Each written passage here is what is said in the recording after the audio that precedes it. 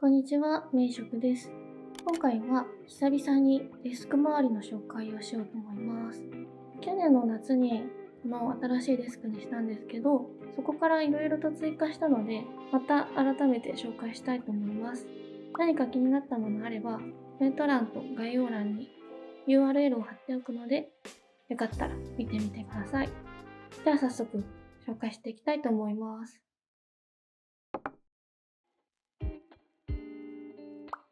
で、今、デスクの全体はこんな感じになってます。もともと寒色系の色が好きなんですけど、白デスクにしてからだいぶ加速してます。寒色系だけだと冷たい印象になりやすいので、可愛いグッズを置いたり、暖色系のライトを置いたりしてバランスを取ろうとしてます。で、ここで日頃仕事とゲームどっちもしてる感じですね。デスクはブリキジスポットの B7H というモデルで白色を買いました。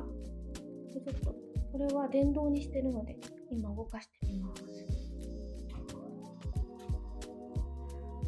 結構上がる速度も速くてスムーズに上がるんで、前が手動だったのもあってだいぶ楽に感じます。で、ずっと座りっぱだと腰が痛くなっちゃうので、時々立って作業してる感じです。で、一応ゲーミングデスクにしたい時用にデスクの裏にはテープライトを貼ってます。最近あんまり使ってないです。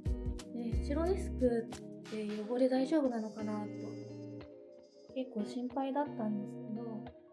意外とすぐ拭いてて残ってないっていうのもあるかもしれないんですけど、汚れは案外大丈夫そうです。で、あと白いからホコリが意外と目立たないっていう、まさか利点もありました。と、このデスクについてやってよかったなっていうのが、さっきの昇降式にしてよかったなっていうのと、あとキャスターつけてるんですけど、ちょっと大きめのキャスターつけてるんですよ。これつけて大正解でした。デスクをカスタマイズしたい人とか、後ろの配線をいろいろ変えたい人とかは、デスクを動かしやすいかっていうのがだいぶ重要なんだなと思いました。で、注意点というか、これがなっていうポイントが、ここなんですけど、1つ目がこのデカデカロゴ、あんま見ることないんでそこまでなんですけど、でももともとついてるこの配線隠しみたいな配線スペースがあるのはコスパはいいのかなと思いました。ただ結構使いにくいなってのも正直あります。コンセントの抜き差しがしにくくって、この白いこの字型の収納がこの向きで合ってるのかわかんないんですけど、本当は反対なんじゃないかなっていうぐらいやりにくくて、そこがちょっと難しいなっていうのは思います。で、椅子はハーマンミラーのアーロンチェアを大奮発して買いました。多分ここら辺に写ってる中で一番高いと思います。で、アーロンチェアって実は大小あるんですけど、これは小さい方です。で、座面も背面もメッシュになってて、長時間座っても蒸れないし、夏場とかめっちゃ快適でした。で、これもさ、背骨をグッて後ろから押してくれるんですけど、それですごい綺麗な姿勢を保てるんです。最初は、前も動画で言ったんですけど、もともと姿勢がいい人はいいんですけど、姿勢が悪い人は強制的に綺麗な姿勢にしてくれるので、普段使わない筋肉とか使うんですよね。それで私とかは最初の 2,3 週間はもう腰がずっと痛くってきつかったんですけど、最近姿勢も矯正されたのか全然痛くなく、むしろ快適に過ごせてます。これはもう店頭で買ったんですけど、本当に店頭に行ってよかったなと思います。はい。で、デスク下を最近めちゃくちゃ改造して、表面はあんまりわからないんですけど、手動棚を以前 Amazon で買って、今までこっちのデスクはプレステとパソコンしかつなげなかったんですけど、HDMI のスイッチャー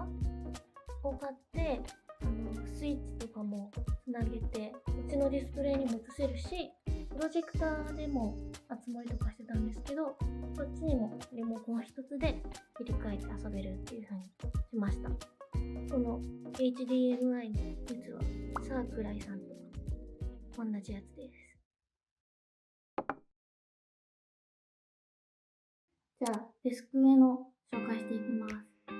これは照明なんですけど、ブロックランプミニっていう名前の照明です。デザイナーさんがデザインした照明なんですけど、何年前だ ?3 年前ぐらいからずっと気になってて、今年の誕生日に自分へのプレゼントで買いました。つけてみるとこんな感じです。なんかちょっと氷っぽさもあって、これはミニサイズでもう一個大きいサイズもあります。中身がですね、2つのガラスでサンドしてるみたいな感じなんですけど、開けてみるとこんな感じで、この丸い電球が入ってるわけじゃなくて、小さい電球が入ってます。で、横にあるのが本窯っていうアーティストさんのガチャガチャです。めちゃくちゃ可愛くないですか？陶器の作品を作ってるアーティストさんとゲンエリファントっていうガチャのメーカーがコラボして作ったやつなんですけど、めっちゃクオリティ高くって、こんな感じで陶器みたいな感じに見えるような加工がされてるんですよ。あと2つ持ってて、あと2つはこっちの棚の方に置いてます。このゴーストとかめっちゃ可愛いです。ちなみに後ろにあるのは本物のパンのライトです。パンみたいなライトじゃなくて、本物のパンを焼き上げた後に加工して照明にしてるんですよ。だからほんと一個一個焼きたて、焼き具合とかで形が違うランプ。はい、デスクに戻りまして、時計はブラウンの時計を使ってます。デスクの上にあったり、キッチンの方に持ってったりするので、毎回ここにはないんですけど。で、これはスマホの充電器ですね。ワイヤレスの折りたたむことができます。こんな感じで。モニターは IO データっていうところのギガクリスタっていうモデルを買いました。27インチです。で、これは、最近よく聞く WQHD モニターっていう新しい色味を出せるようなモニターなんで、これまでのより白っぽくなくて色が鮮明にはっきり出るような感じになりました。で、一応モンハンワイルズの推奨モニターっていうことで、もう綺麗な状態でやりたいなと思って買ったんですけど、めちゃくちゃいいです。で、ゲームしてる人わかると思うんですけど、サイズ感って意外と重要で、24インチだったらちっちゃいけど、その分 FPS とかで画面の端から端までパッと見れるから反応を早くできたりとかあると思うんですけど、ここは最初やっぱり3インチアップだけでもだいぶ違和感ありました。最近は慣れたし、最初の方はちょっと距離をとって画面が小さく見えるようにしてやったりしてました。で、これはスピーカー内蔵なんで、後ろにスピーカーがついてます。音質はちゃんとしたスピーカーには劣るんですけど、カジュアルにゲームするぐらいだったら全然気にならないかなっていうぐらいの音質ですね。で、モニターライトは今回電球さんからの案件で、こちらのモニターライト、スクリーンバーハロ2を提供してもらいました。数日間使ってみた感想をお伝えできたらと思います。で、いろいろ電球さんからも情報をもらったんですけど、今モニターライトって割とデスク周りでもう標準装備みたいな立ち位置になってると思うんですけど、そもそもは2017年に世界初のモニターライトスクリーンバーシリーズを発表したのが電球さんらしいです。なんで元祖なんですね。他にもたくさんメリットを教えてくれたんですけど、自分が使ってみた感想としてのメリットは、明かりをつけた時にデスクの上のみを明るくしてくれて、画面とか目には直接光が入ってこないような設計になっているので、眩しくないけどしっかり見える、目に優しいなっていう感じがありました。で、バックライトの範囲が、これもびっくりしたんですけど、今まで使ってたライトがこのハンマーヘッドみたいなところの裏にライトができるようにしてくれてるやつだったんですよね。で、それも良かったんですけど、そうなると画面の上だけに色のついた光がつくっていう感じだったんですけど、これが後ろにもバックライト用のライトを一つ大きいのつけてくれてるんで、画面の後ろとかもふわーって光が広がるようになってて、それもこんなに違うんだっていうふうに驚きました。で、あとはこれがコントローラーなんですけど、調光が全然ぶれないというか、カクカクしないんです。ちょっと伝えるのが難しいんですけど、今までのも普通に良かったんですけど、ここの中間の色がいいんだけどなっていう時に、こうカクカクしてスムーズにその色にならないんですよね。なんならならずに次の色になっちゃうみたいなのがあったんですけど、これをスムーズに動かしたら、この動かした通りに調光できるんです。前のはグーって動かしても色はカクカクカクカクっていう風な変わり方だったのが、グーって動かしたらグーって動くみたいな。全然わからない。使ってみて、ここがちょっとなっていう風に思ったところは、これの指紋が気になる。もうしょうがないけど、強いて言うのはそこかなと思いました。もう一つが、多分モニターライト検討した人、電球もきっと見てると思うんですけど、ちょっとお高いですよね。やっぱりクオリティがいい分、その分しょうがなく価格も上がると思うんですけど、気軽に買えるお値段ではないから、ちょっと買うの怖いなと思ったりはあると思うんですけど、今多分ちょうどこの動画を上げてる頃が Amazon のなんか大きいセールがあってるのかな。で、それで電球のこのスクリーンバーも対象になってるらしいんですよ。で、一応そのお安く買えるようなコードもいただいて概要欄に貼っておくので、もうずっと気になってたっていう方はぜひ今ならお買い得なので、よければ使ってみてください。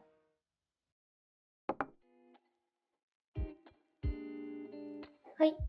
次に紹介するのがキーボードですね。エコマーカーかなっていうところとアウラっていうところのコラボしたゲーミングキーボードになります。F75 っていうモデルで 75% のキーボード配列です。ここにペンキーとかがないやつですね。ちょっと光るのわかりますか？音も可愛いです。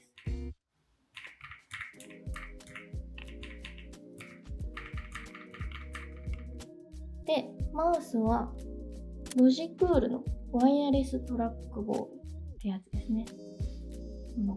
この動くやつ。で、前にちょっと質問もらったんですけど、マウスマットかな？これ、Amazon で訳あり品を買ったんですよ。今もう売ってなくて買えないんですけど、でね、訳ありポイントがどっかに茶色い点があるんですよね。どうだろう。なんかこれを鉄のボタンで留めてた時のボタンの色が染み出ちゃったかなんかで茶色い点があったんですけど、もうわかんないです。で、これがこの卓上の棚です。棚はアイリス大山のデスクがすっきりするモニター台幅59センチってやつを買いました。Amazon で買ってます。で、だいぶお安かったので、ちょっと作りとかが気になるなっていうところはあるんですけど、もうそもそも私がモニター台を導入するかどうか、そのうちなくすかもなっていう感じだったので、お試しで買うとかにはいいんじゃないかなと思います。で、耐久値とかは全然何も問題ないです。で、一応これここはめちゃくちゃ真っ白なんですけど、こっちが本当はクリーム色なんですよ。ここ実はマスキングテープで真っ白のやつに貼り替えてます。意外とこれがバレない。それで違和感なく使えてるって感じですね。で、こっちの照明はローゼンダールソフトスポットソーラーっていうライトです。確かサイズが3種類くらいあるんですよ。これは中間のサイズです。つけてみるとこんな感じで北欧っぽいちょっと温かみがあるようなデザインでかなり気に入ってます。で、ソーラーと名前がつくだけあって、これソーラーで給電ができるんですよ。晴れてる日とかに日が当たるところにそのモードにして置いといたら給電してくれて電気がつくっていうなってます。で、ここに飾ってあるのはウォーマーショップで買った5本作品集です。で、その前にあるのが最近案件でいただいたイヤホン。かわいいので飾ってます。で、その横がさっきのスクリーンバーのコントローラーですね。で、デスクの下には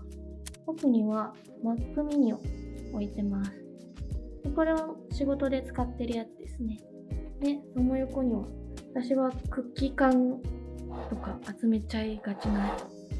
つなのでゴリかぶってる。この中はスクリーンバーの指紋が気になった時に拭くようなやつと画面拭くやつを入れてます。せっかくなんでカンカンも見てってほしい。これがカンカンコレクションです。可愛くないですか？風と絹とかでも出てきたシベリアって食べ物のお土産のカンカンです。こっちがハリーポッターのお店で買った思い出せハグリッドがハリーのために作ってあげたケーキですね。すすりとかが間違ってて、それもまた可愛い。